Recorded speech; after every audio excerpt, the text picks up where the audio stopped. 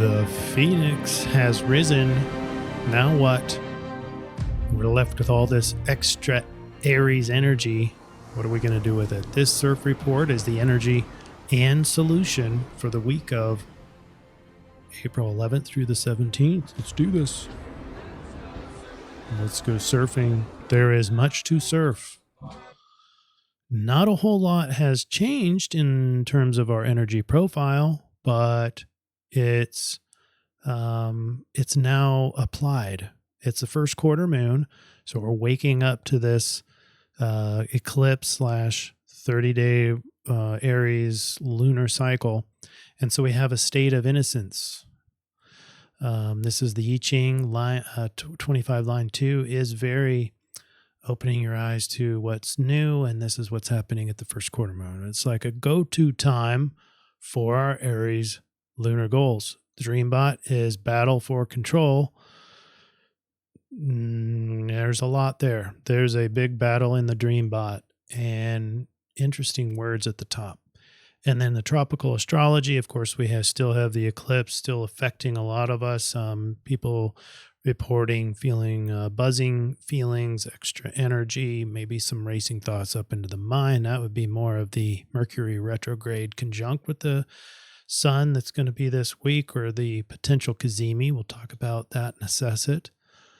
And then those other two big conjunctions in their own merit, and we'll cover those as well. All right, let's go.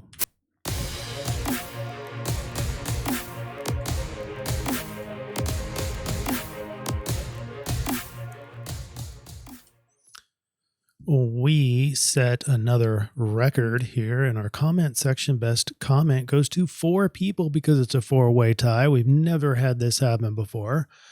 Erica Spradlin gets a birthday on the eclipse day. How cool is that? So happy belated birthday, Erica. John Doe talks about the collective metamorphosis. Couldn't agree more. Preparation is over, everybody. Buckle up. And PD responds to last week's win and gets another win or another tie. And Restoration Dreams talks about the 2017 and the similarities with the part of fortune in this eclipse cycle. There's so many good comments. It is worth going back to the previous video and just reading through those at your leisure. But congratulations to you 4. I am proud of all of you. And let's go to the Dreambot. All right, at the top is Gator. Does anybody know why Gator would be the clear winner? I mean, big time winner. The only thing I could find in the news was the gator that slipped in Florida, an alligator that slipped into the kitchen, an 8-foot, beast, in somebody's back door into the kitchen, and just took residence. So is there something else I'm missing? Is there some news in Florida that is more important than that? There's also Cursed and King. Cursed King. And Passenger is still climbing to keep it warranted, to keep it elevated in the Dreambot.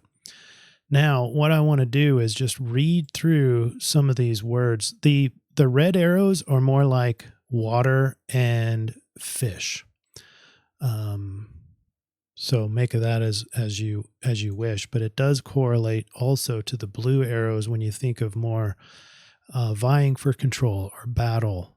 So we have Gator, King, Spring, Plane, Fight, Strength, Training, Able, Gonna, Through, Shoot, Control Center, right next to each other.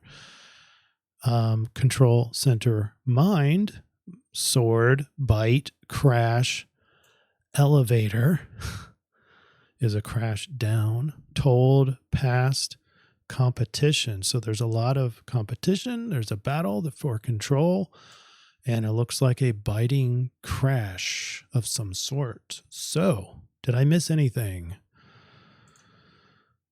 And then let's get into our astrology. As you know, just after the eclipse, people think, well, astrology's over. We got the big thing out of the way for the next 6 months. far from true, because now we have the first quarter moon, which really denotes the go time for two cycles, the 29-day lunar cycle, which is Aries, and then the 6-month eclipse cycle, which is Aries. So either way, Aries, it's go time though. It's actually trying to do something with it, and we're going to be talking about the solution once I get through this influence part. I consider the solution to be the most valuable part of these reports, and so please hang to the end. We are currently still in the energy window called ES7. It's Energy Shift Report, and that ends on the 19th. It's a very yang period because it primarily had that Aries energy, but the Aries energy remains elevated until around the 19th, until some more grounded Taurian energies take over. One thing I wanted to point out on this slideshow, where our CIRF week is in between these two vertical lines, and what we're going to be shifting into, the energy window we're going to be shifting after this week, is into the gold rush, and that's the Jupiter primarily. It's Jupiter conjunct Uranus. That goes exact on the 21st. Two pretty slow planets. So we're talking from March all the way to June. And even more important than that, that alone is a huge, as you can go back to ES 8, the gold rush video, and review the importance of just that one conjunction in history. I won't go through a history lesson, but this is also intensified because they are parallel with each other. They have the same inclination for this long of period, all the way, I think, all the way through our gold rush period. But that's why the gold rush is appearing to be prominent even out in, say, the markets, because it's intense. It's already a big conjunction according to history, but now it's intensified, so it's even more intensified than history. So this chart here is our week in a graph form. It just depicts the first quarter moon, and that, in my estimation, is kind of like this. Now what? We're post the rising phoenix. We're post the eclipse, and you'd think that it would kind of be this kind of lull before the next big energy, but in reality, the eclipse energy for most people can last weeks, if not months. But this is more of practically speaking, what am I supposed to do with this energy? So it's kind of like, okay, now what? I'm elevated, kind of like what I had this morning. Wake up extremely early and just lay there feeling refreshed, like I got plenty of energy. So what am I supposed to be doing with all this energy? And it's just going to go up from here.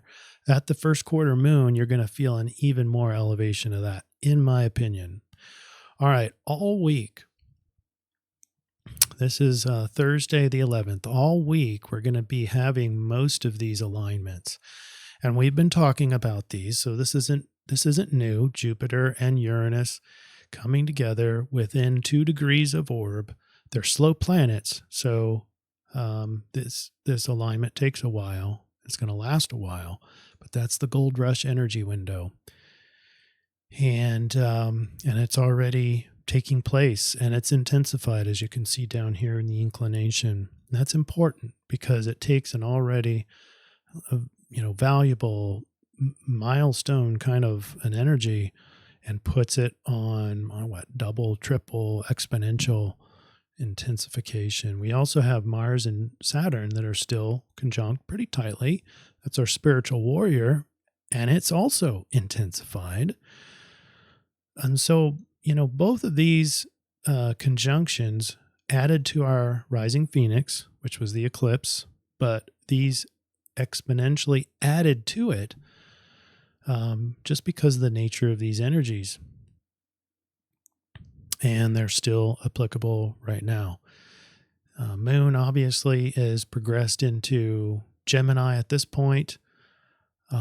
We do have on this chart, this is a 6:02 p.m. Central Daylight Time, and this is supposed to be Mercury Cazimi. But it's really, in my opinion, Mercury retrograde combust. I don't think you're going to see a Cazimi. Now, other astrologers are talking about the Cazimi, and it would be at this time, 6:02 p.m. Central Daylight Time on the 11th of April, 2024. But let's put you to the test. What do you guys feel? Do you feel like your mind is on fire in a good way? Like you just suddenly have all these just knowledge pouring in and it's really helpful? Or is it mind on fire with racing thoughts and sort of debilitating? Is it overwhelming what you're feeling? Is it hard to sort out what I need to be doing because this mind is just so burnt out? Well, that would be no Cazimi. So I'm proposing, just my guess, because we don't have the parallel needed for our inclinations. In other words, the sun and the Mercury are on two totally different inclinations. And so we're going to miss that 17 minutes, or even if you want to do the conservative 1 degree for Cazimi, still not even going to hit that. So I'm guessing you're just going to have mind communication is just going to be just blurting out and very impulsive, and just going to be more of a nuisance than helpful. But don't let me make that impression on you. I am curious. What do you guys end up feeling on Thursday the 11th at around 6 p.m. or just say in the afternoon, evening? What do you feel mentally? And then we have Chiron and North Node. So healing is our future. It's burnt into our mind. All these are conjunct.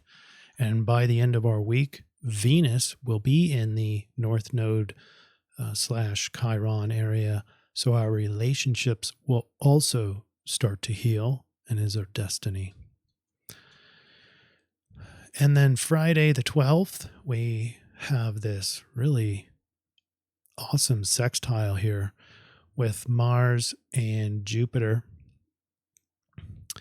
And it's it's connecting the runaway bulls and the spiritual warrior. We haven't seen that before.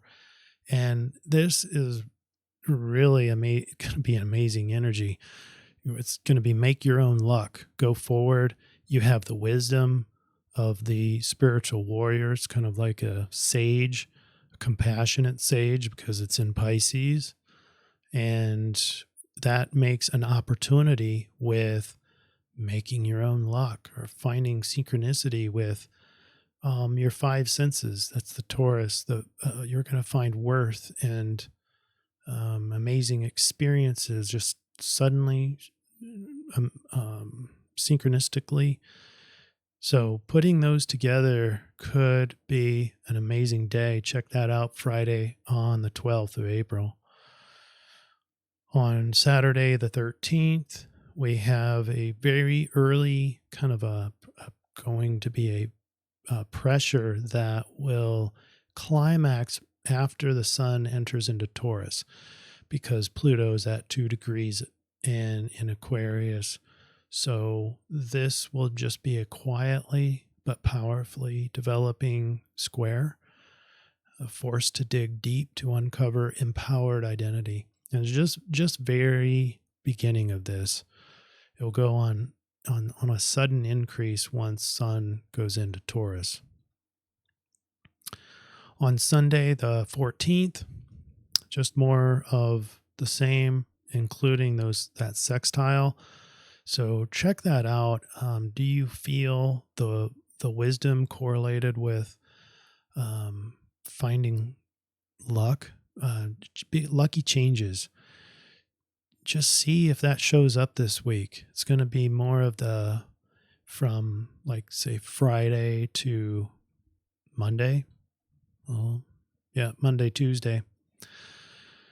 So now we have Mercury is conjunct with Chiron, and that's a perfect conjunction at 19 degrees. This is where approximately the eclipse took place. So does that make an effect? It's conjunct with the North Node. Venus is now technically into the conjunction. So we have healing starting to take place into our relational future.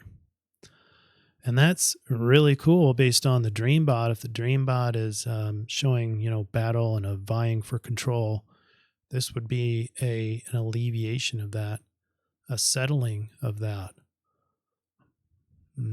In Aries. Interesting. Thoughts to heal the past. And then on Tuesday, just back to this massive, it's very rare. Both of these alignments are fairly rare, especially the Jupiter and Uranus side, but to have a sextile between them, extremely rare. So empower new creation, forge new powers, applying wisdom, making your own luck. Oh my gosh, it's going to be incredible. And as far as tightness goes, this is getting more. It's actually climaxing, so it's waxing. It's getting stronger. So maybe I recant the old estimation on time window, and we go starting around Friday of this CIRF week, all the way through the rest of the week, getting stronger the whole time. Test that out. Because now we got Mars and Saturn 5 degrees apart, more than 5 degrees apart. So Mars is pretty much going on its own with a sextile over to Uranus and Jupiter. They're getting tighter. They're within a degree now, and will be exact in 4 days. So once Sun on the 19th goes into Taurus, we have a new energy window, and it's the gold rush. And this sextile will probably be waning out about that time. Let's see here. Now let's go to the I-Ching. Hexagram 25, and it's line 2, change line 2. You can see that there in the diagram. So we have the emergence of new power. That's the rising phoenix, but applied. This is the applied and the need to apply. That's the feeling here. Arising a new force or influence that was previously restrained or hidden. You may feel a sense of liberation, empowerment, or the ability to assert yourself more directly. It's a need for moderation. Even if it feels good, it feels excessive. It feels like it's too much. And that's exactly commensurate with this. Okay, the phoenix has risen. Now what? What am I supposed to do with this overbearing newfound energy? Moral fortitude is going to be very congruent to the Aries ardent and passionate nature, feeling of righteousness, ethical conviction, and commitment to truth.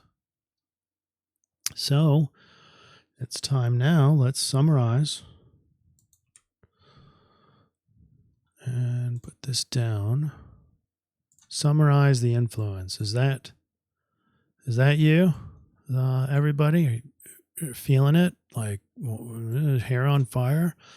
The Phoenix rising continues this week with eclipse residuals, a strengthening runaway bulls alignment in Taurus, and the spiritual warrior conjunction in Pisces. The focal point this week is the first quarter moon because it's the call to action. Although we're still in the energetic window of the Phoenix rising, this week we pivot to something new. It's all about applying all this new moon solar eclipse energy, and that can generate a feeling of innocence or now what? What am I supposed to do with all this energy? All right. Now let's transition over to the solutions. Now we're looking for suggested behaviors, techniques to get us through this energy. And this CIRF weeks like this, I think are more important to have these solutions, because even though you feel this big energy, doesn't mean that you should be acting big necessarily. I mean, we might find that. But just because you're angry and want to slam the door doesn't mean you just slam the door. It's one thing to feel something. It's another thing to consciously choose a behavior. And that's why we're doing these solutions. When you put the change line in to the first hexagram, you get 10, treading carefully. Go figure. Competent people find their way and make progress even in difficult circumstances. So here are some quick recommendations for behaviors associated with hexagram 10. Mindful discipline. Approach every task, no matter how small, with discipline, focus, and care. Strive for unwavering consistency. Exercise moderation, patience, and self-restraint. So you can already kind of see the disconnect between the feeling and then the suggested behavior set. Even though we might feel big, buzzing, lots of energy, we need to be careful with how we handle that energy and what we do with it. All right, our conversion chart, I've said it before, is the first quarter moon. Even though we have a very powerful alignment in Jupiter and Uranus, and we have the Mars and Saturn together, as well as the stuff happening in Aries, especially with the combust Mercury, the Mercury and Chiron. There's just so much. There's so much over the North Node and into our future and healing. Anyway, the most important alignment is the first quarter moon, and that is in hexagram 62 of the Rave Mandala, and we'll look at that for our solution. And then we will also include Sidereal Gemini because it's part of the Sidereal solution. 62 of the Rave is preponderance of the small. This sounds just like the I-Ching. It's caution, patience, and detail to produce excellence out of limitation. Self-discipline just keeps on going. Almost sounds more and more Virgo, doesn't it? A penny saved is a penny earned, detailed as the path to material success. The understanding that material success depends on the expression of detail. And just to point out that is a match. This Rave is sort of matching the wisdom that we get from Saturn and Mars together in Pisces. And it is also indicative of the material success that it talked about too. So everything's a match, especially this sextile that we get. All right, let's finalize here. What is the solution? Remember, we had I-Ching 10 said treading carefully. We had the Rave Mandala basically saying the same thing. But now we have a first quarter moon. Doesn't mean to slow down. It means to go. It's go time. First quarter moon. It's an Aries eclipse cycle and a 30-day cycle. So it's go time on your Aries created goals. But we're going to use the concepts, or we're going to behave in a more Gemini way in our triangulation. So let's put it all together. Applying the Phoenix rising energy into real world behaviors can easily produce unpredictable and chaotic results. This is why we are given mindful-based suggestions.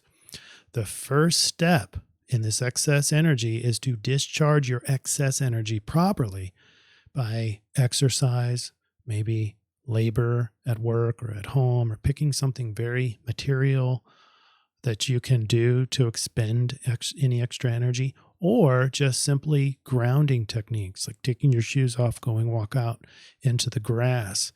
And this helps discharge the excess energy into more balance. Doesn't mean you get rid of energy, but you're using it wisely to balance out. Also, pay attention to what you're doing. Now we're getting into our overlap here. Be aware of the details and stay consistent once you find what works. At the first quarter moon, we get Sidereal Gemini. Step up your mental learning modes. Ask questions. Ask lots of questions and adapt quickly to new understandings about applying this yang energy. Also, it's now a call to action on your Aries lunar goals, which may involve, it may not, but here's some options if you haven't already identified your Aries goals: forging boundaries, finding your identity, pursuing your passions.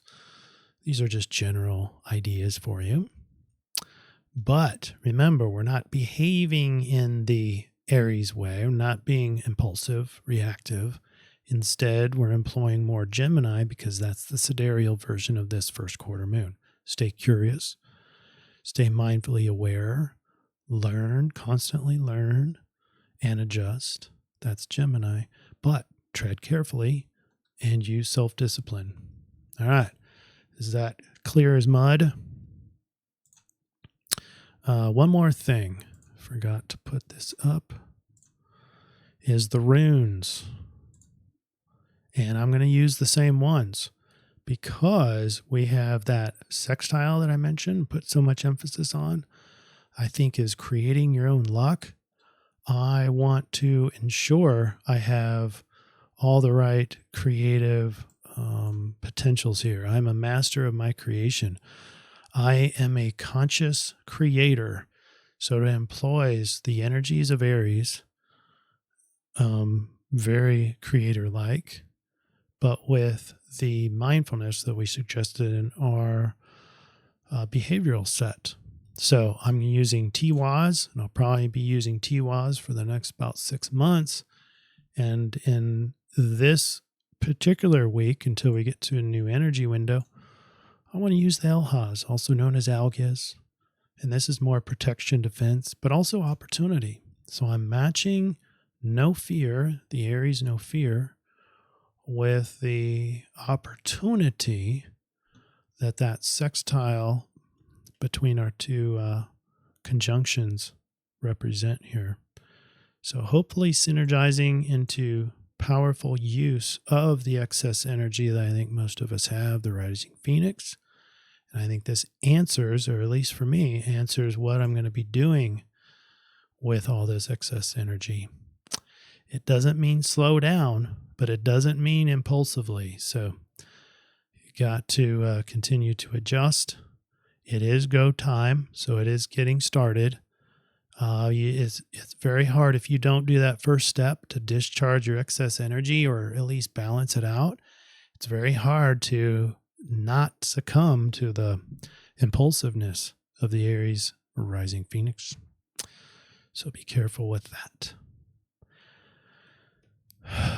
All right, everybody. What did I miss? I'm glad you all are here. And by the way, we're getting really close to 3,000 subscribers. And I appreciate all your help in getting there. We're getting closer and closer. So take care. Have a great week and enjoy the energy afforded to you. Namaste to all of my lovely family.